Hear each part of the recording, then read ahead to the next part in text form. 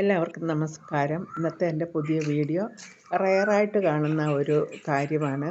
ഉപ്പൻ്റെ കൂടും ഉപ്പൻ വെച്ചിരിക്കുന്ന മുട്ടയും പറ്റിയാണ്. ഉപ്പൻ ആ മുട്ടയുടെ മുകളിൽ ഇരിക്കുമ്പോഴുള്ളൊരു കരച്ചിലുണ്ട്.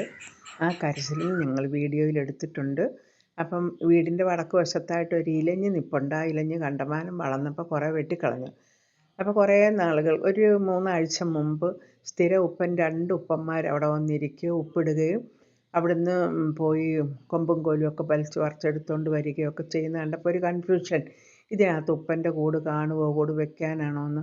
അപ്പോൾ കുറേ നാളുകൾക്ക് ശേഷം ഞങ്ങൾ റോയി എന്ന് പറഞ്ഞ ഒരാളെ എണി വെച്ച് കയറ്റി ആ കൂട് നോക്കി. അപ്പോൾ ആ കൂടിനകത്ത് 2 മുട്ട. ആ മുട്ട വളരെ സുരക്ഷിതമായിട്ട് അത് കൂടൊക്കെ ബിൽഡ് ചെയ്തിട്ട് അത് ഒരു ഓല പോലത്തെ സാധനം കൊണ്ട് മൂടി വെച്ചിരിക്കുകയാണ്. അപ്പോൾ ഉപ്പൻ തീറ്റിക്ക് പോയ സമയത്താണ് ഞങ്ങൾ ഈ വീഡിയോ എടുത്തത്.